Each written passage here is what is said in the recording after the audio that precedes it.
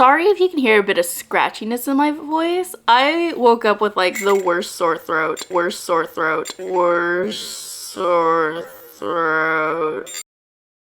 Hello everyone, welcome back to my channel. My name is Emily and this is the Astral Library, and as you notice, my voice is gone! Or rather, it's mostly gone. It no longer hurts to talk, but as we kind of found at the end of the last vlog, I did indeed get sick. It did indeed cause me to lose my voice. So this is what we're dealing with. It's fine. I promise I have coffee here. So we're just gonna go and we're gonna get through it. I also just feel a lot better. It just does not sound like I am okay, but I promise you I am. And I did not want to skip another video for you guys or delay another video for you guys. So we're just gonna power through it. There's supposed to be the last week reading vlog for Magical Readathon, but as you can imagine, being sick was not very conducive to filming or reading. So I ended up just like not doing it. But I thought we can just sit around together, catch up, have a little bit of a chill catch up of like, what did I read in this last week? What did I read for the whole Magical Readathon if you didn't tune in for those vlogs? And just kind of like, how's life been lately?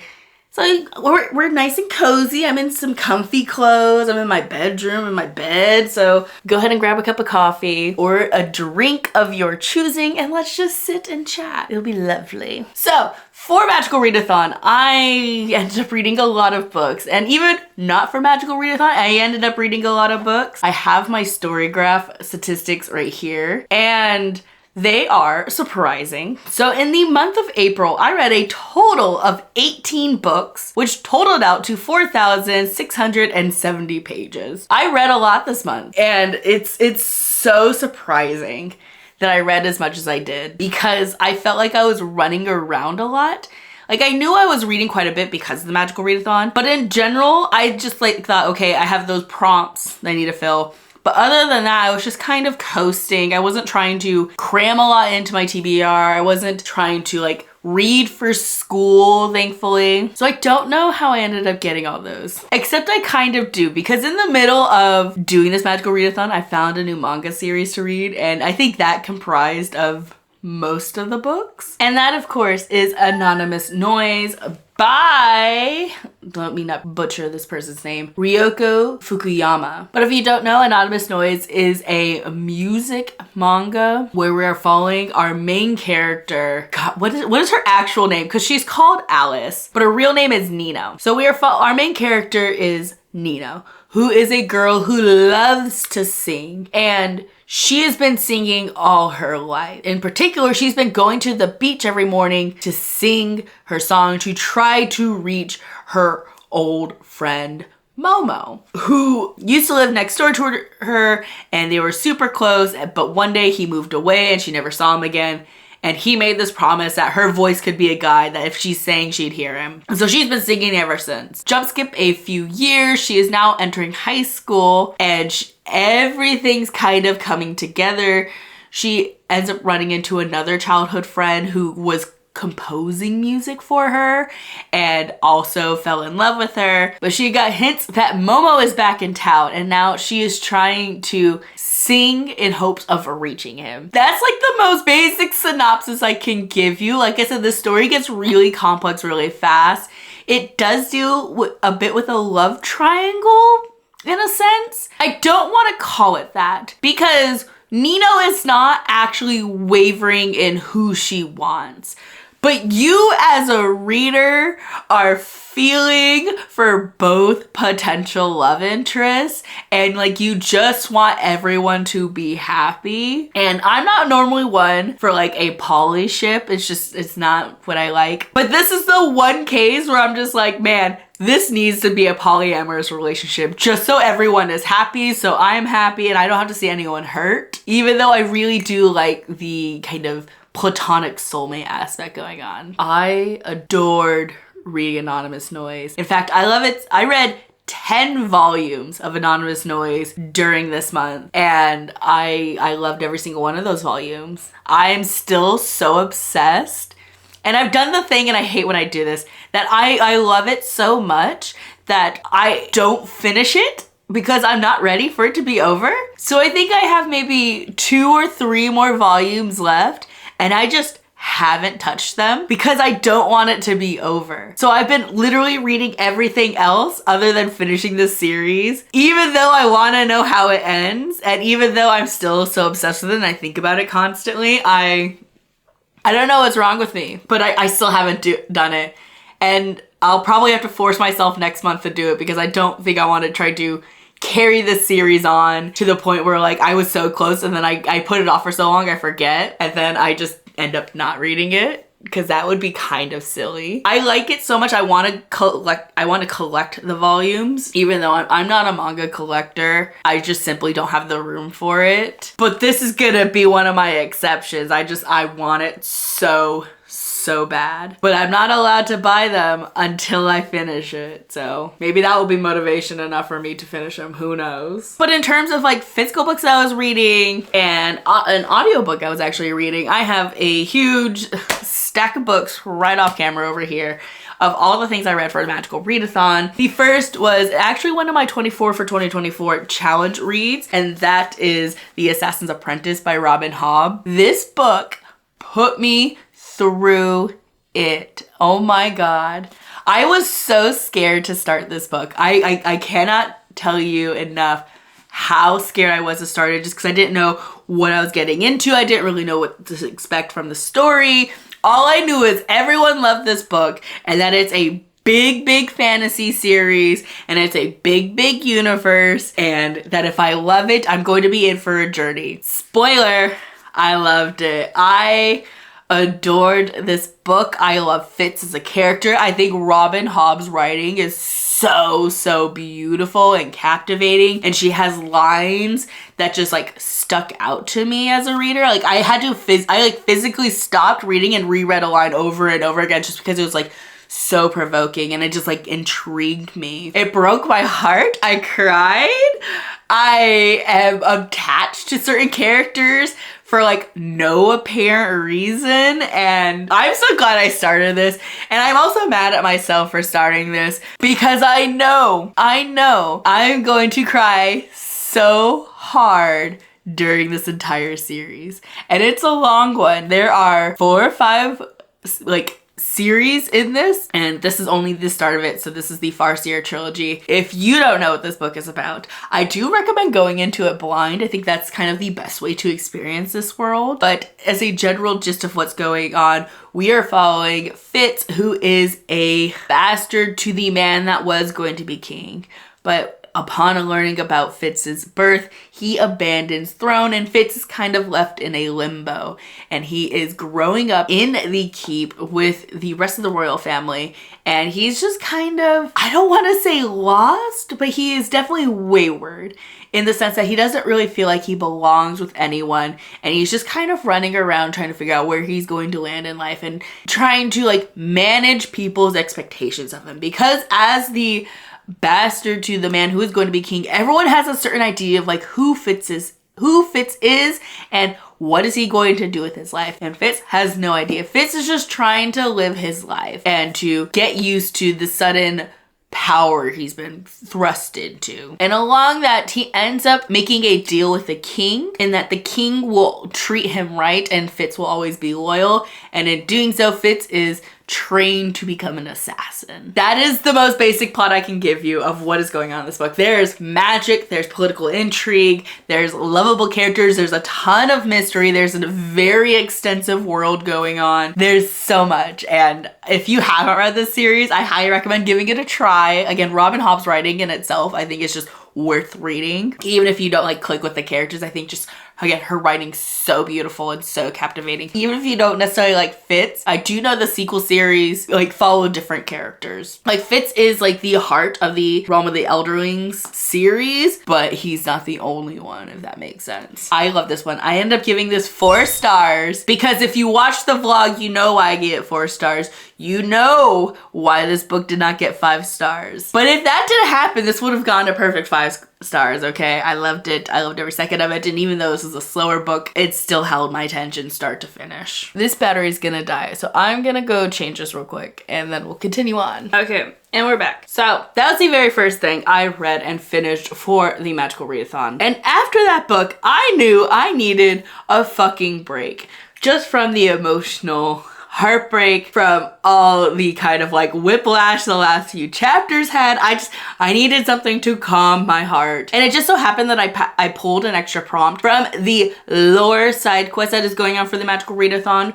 And the prompt was something with moon on the cover or moon in the title.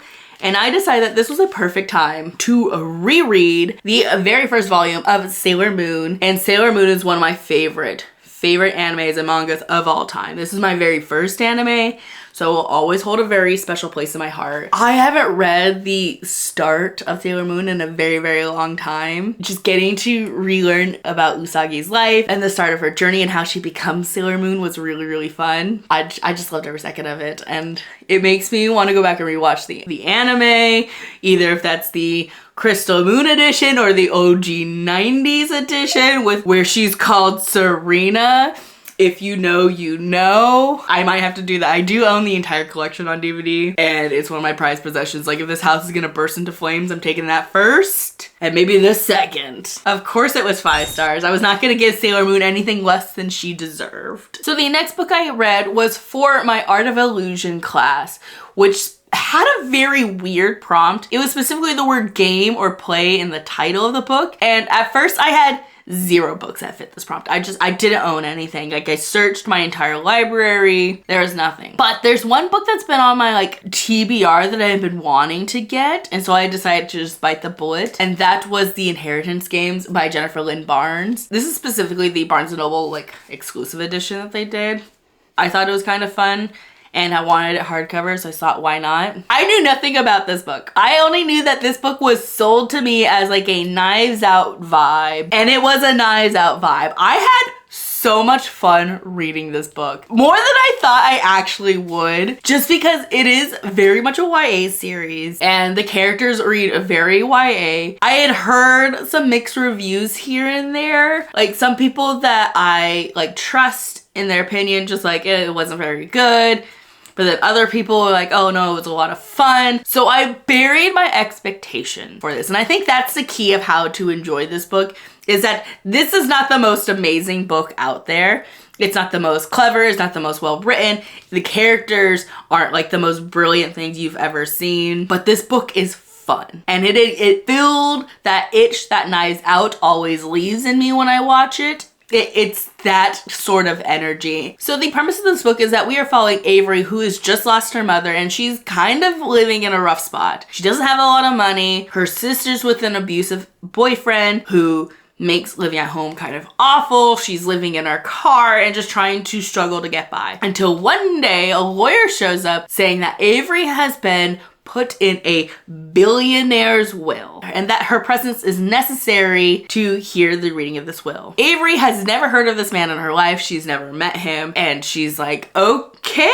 And she and her sister are whisked away to go to this will hearing, where it ends up that she is left the entirety of this billionaire's fortune. All his properties, his businesses. She goes from being super poor to the richest person in the world. The only stipulation to her getting her inheritance is that she must live in the Hawthorne house for an entire year. Caveat being that the billionaire's family is also living in this manor with her during that time, and she is not allowed to kick them out unless they pose a threat to her safety. But oh no, it doesn't just stop there with like billionaires and rich fancy houses. No. This billionaire in question loved puzzles and loved games. And his entire manor is filled with secret passages and riddles and clues and things to discover. And the will itself initiates a game among her and his 3 grandsons, who are all gunning to get Avery out of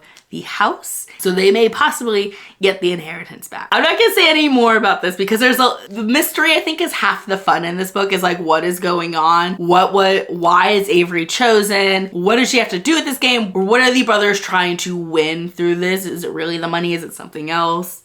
I think that's the real tension of this book. And again, go in with low expectations. Go in knowing that this is fun, and then that's it, and you'll have a great time. I enjoyed it so much. I ended up buying books 2 and 3 immediately after finishing it. I think I ended up giving this one 4 stars, just because at times I did find the characters a little annoying. But generally, again, I had a really good time, and I I'm so glad I read this series. And then after I finished the Inheritance game, I had one more book left in my reading prompt.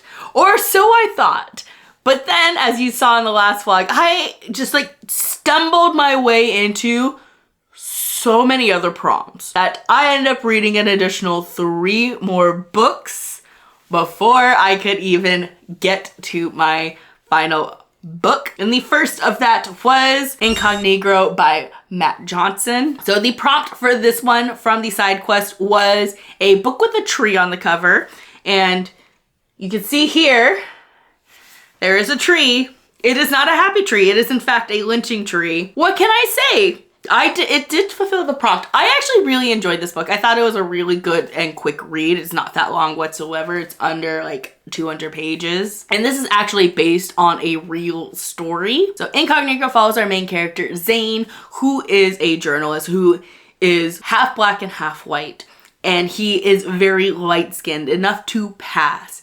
And so Zane is known for going into these lynching crowds and to KKK meetings and interviewing and taking pictures of like what is going on in the Deep South and how they're brutalizing black men and women, reporting that in the newspaper. And he has been dubbed the Incognegro because he is able to go incognito and get inside scoop, so to speak, of these events. And he has been doing this for so long that he is kind of over it. He's over the danger. He's over being in these like really tragic scenes.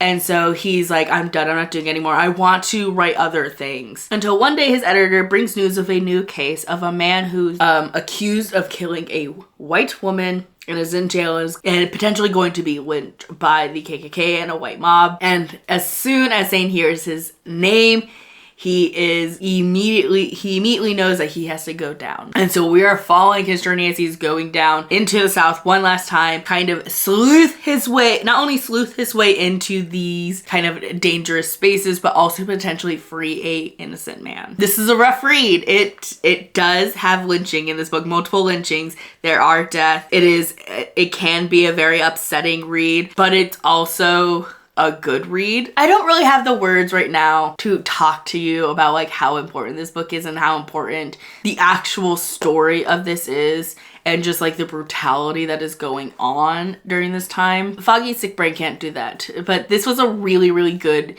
like quick little insight into that. And if you have the capacity to read those sort of stories, I do highly recommend it. In that same challenge, I also pulled a prompt that was something with a door on the cover. And I'll admit, I did stretch this one a little bit. So for that prompt, I had The Summer Palace and Other Stories by C.S. Pacat. So this is the short story collection in the Captain Prince series. And if we look really close, you'll see a little castle there, right?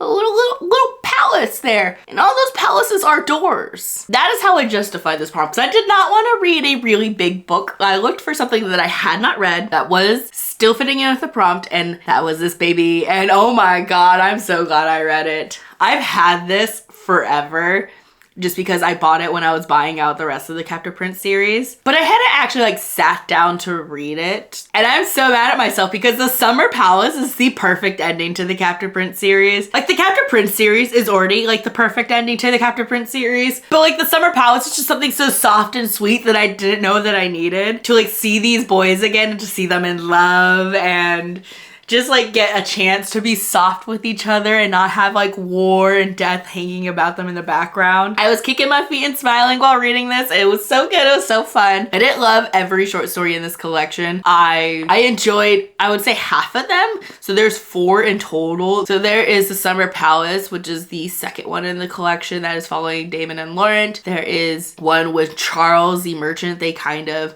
encounter in the books. That one was really fun. And then there was one between Jord and Aymeric, kind of, that takes place before the events of the first book in the series and sort of follows through to like the events of the series itself, just like through Jord's point of view. And then the last one follows Ansel, who I really didn't care about. I didn't really care about that short story or George, to be honest. Like I felt like the start and ending stories for this collection were weaker in comparison, but I'm still happy that I read it.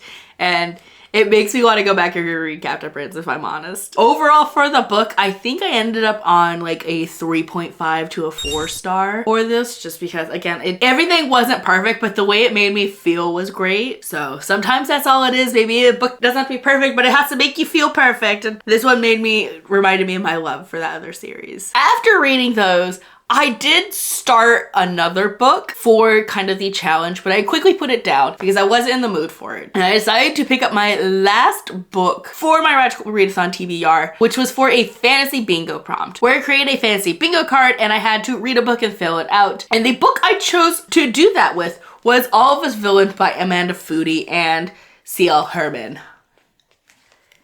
I did not like this book at all. I did not like this book one bit. Could not even tell you why this book flopped so hard for me, because it had all the ingredients for things that I like. So in this book, we are following 7 families who have taken control over this form of magic known as high magic, and it's the only type of this magic that is left in this world. And every 20 years, these families pick a champion and they fight to the death, and whoever is left standing gets control of the high magic for the next 20 years until the cycle begins anew. And then every one of these families are kind of awful people. We are following 4 characters from those families as they are getting ready to compete in the newest cycle. Only this time is different. Before, no one knew about this tournament or this magic except the small town that people lived in. But someone has leaked the secret, and now the entire world knows about the tournament. So all eyes are on the kids who are going to be fighting in this upcoming battle. And we're following, again, 4 characters who come from the different families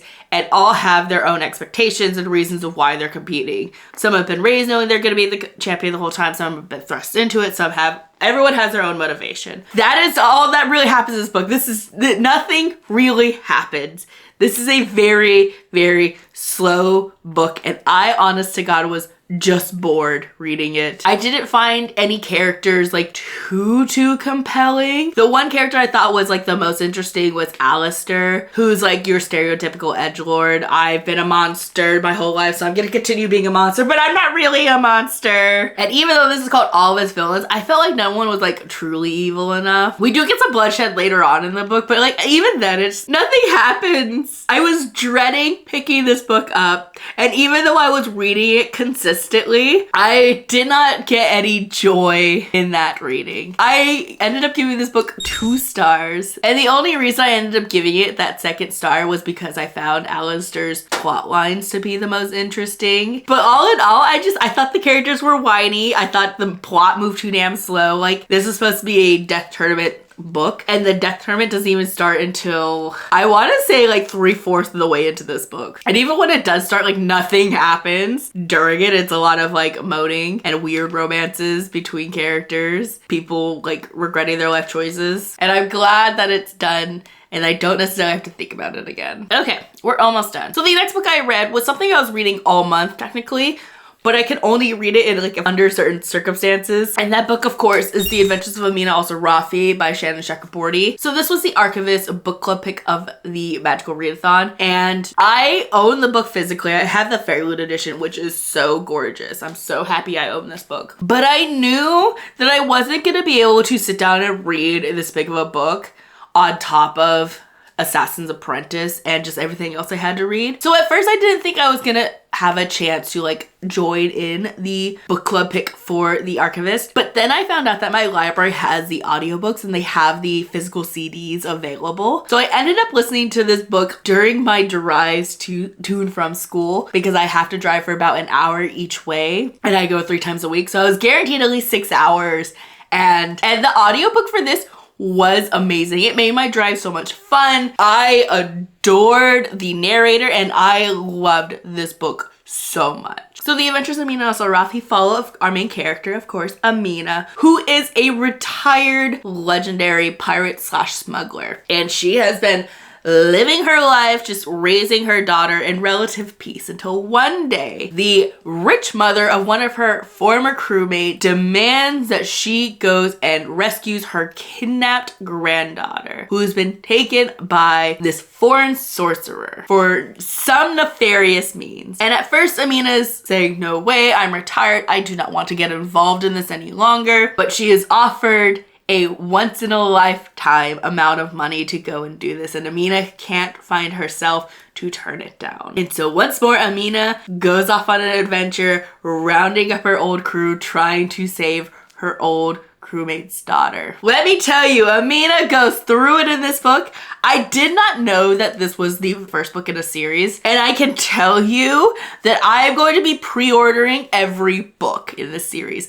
I loved it so much. I loved Amina so much. She is such a fun narrator, and Shanna Chakraborty's writing was so fun and engaging, and the way she was telling this story really like captured my attention, which is something that I find really, really important because audiobooks are so hard for me to like sit and pay attention to. Even if I'm driving and I have nothing else to do, I have a hard time focusing on audiobooks. I was immediately engaged in this one, not only because of the narrator and how it was performed, because it was a dual cast narrator, in that we have someone reading Amina's parts, but we also have this scribe who comes in and gives us the historical passages, and they work really well together. But the story itself was, again, just so engaging. I think the characters were all really fun and interesting. It gave me those D&D vibes, just kind of like an old party going back together, and it felt like those characters were really alive on the page and were really like a family. I adored this. I cannot wait for more in this series. I cannot wait to learn more about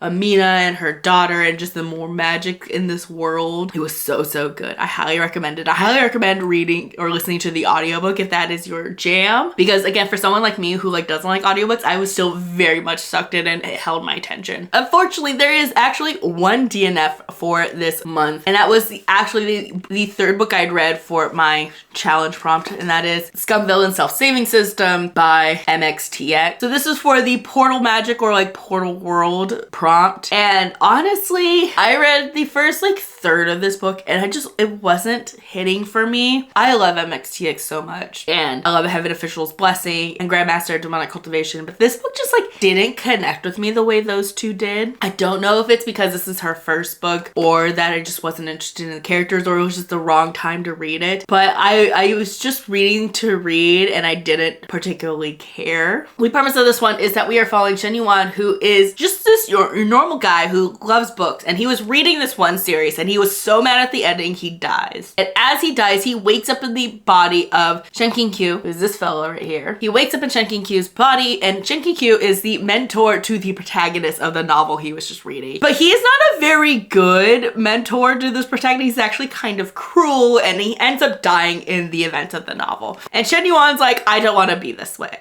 I don't want to end up dead. And so he's trying to go about changing the events of the story and to save himself from being killed and to treat the main character, Lu Binkei, a lot nicer. What is complicating in this journey and kind of was probably the most interesting factor in this is that the system that transports him into the novel isn't actually allowing him to do as he pleases. He must go through the events of the novel without changing things too much, or else he's going to be punished. And he has to unlock enough points and complete enough missions to where he's able to unlock what is known as the OOC, or out of character mode, where he's able to completely freely act. So I did not get too far into this book. I did get into the point where he was able to unlock this ability and is now presumably going to be able to start the novel and to start doing things of his own volition. I just found it okay. I wasn't enjoying it. I wasn't hating it, but overall, nothing grabbed my attention. I didn't want to like force myself to slog through a book I wasn't like actively enjoying. So I did decide to DNF this. I don't know at this moment if this is going to be a soft DNF or if this is going to be a more permanent DNF, because I've talked to a couple people and they're just like, yeah, I didn't love this as much as I loved like Heaven Official's Blessing or Grandmaster Demonic Cultivation. I'm kind of in the same way, and especially since this is MXTS's first novel, I know that her writing only gets better, so I don't know if I want to slog through what this series is, especially if I'm not connecting with it in the same way. All right, and then the last book I read for the Magical Readathon is actually the last prompt that I got this week, and that was, I had a choice of 3 prompts, and I ended up choosing the prompt that was a book with your favorite trope in it, which was basically an open-ended thing of read something you think you're gonna enjoy. And I decided that for this, I was going to read Hawthorne Legacy by by Jennifer Lynn Barnes. So this is the second book in the Inheritance game series, and the trope that's in this that I really, really like is small details leading to larger plot points and larger reveals. I'm like a sucker for that. If you give me a fantasy series or a mystery where there's like so many hints of like larger implications and plot points that like it comes together at the end of the book, I eat that shit up every single time. And I especially love a main character who's just like, you know, fuck every one of you. I'm gonna do what I want to do. We see Avery working towards that in this one. She's not quite there, but we definitely see her working through it. I can't tell you too much what this book is about because it's the second book in a series, but I will say this book definitely picks up exactly where the last book left off. We just kind of like go through it, and the mystery keeps building. I really enjoyed this one too. I ended up reading this in an entire sitting. I think I read this entirely yesterday, if I'm honest. And it was a lot of fun. I will say, I'm not quite sure what the heck book 3 is gonna be about, because this one wraps up a lot of the big mystery of the first book. It really doesn't seem to like leave us with a ton. Like there's a couple of plot points here and there I could see as kind of like exploring more. But I think one detriment to this book is that it doesn't actually start a new thread of like intrigue and mystery going on. It kind of just like has these open-ended questions of like what could have been, or like what could be a new point of tension later on, which it kind of makes this book read like this was supposed to be the original ending of the series, and Jennifer Lynn Barnes just decided to like write another one, which she has a spin-off series coming after the third book, but I'm not gonna read any of that. I think I'm just gonna stop after the next book because that finishes Avery's story, or so I kind of have found in my research. So I'm going to read that last book. But I did still have fun with this one. I think I had less fun with this one just because I was more annoyed with the characters in this one. I just think they were making dumb decisions.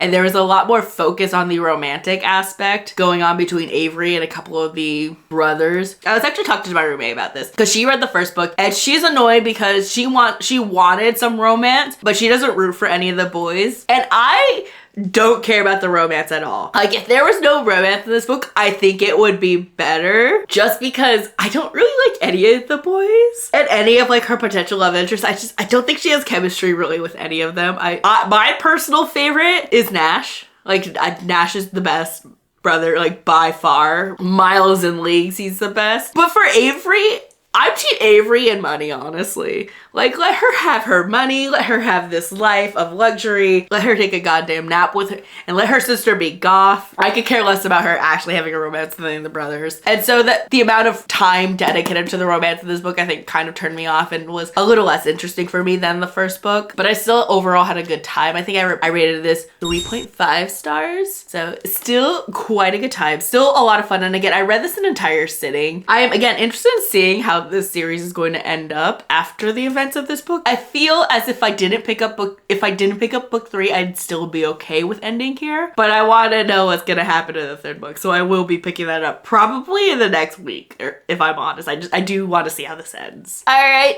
but that is everything I read for the Magical Readathon. I hope you enjoyed catching up with me. Again, I'm hoping this sickness is gone by next week so I can continue reading and filming without this very, very fun and nasally voice. But again, thank you so much for watching. If you made it this far, suffered through the grating sound of my voice like this, I applaud you so much. Thank you. Thank you for making it this far, and I apologize. I hope you had a nice drink, or if you were working when you were watching this, I hope you got a lot of work done. But I will see you guys in the next video. Bye!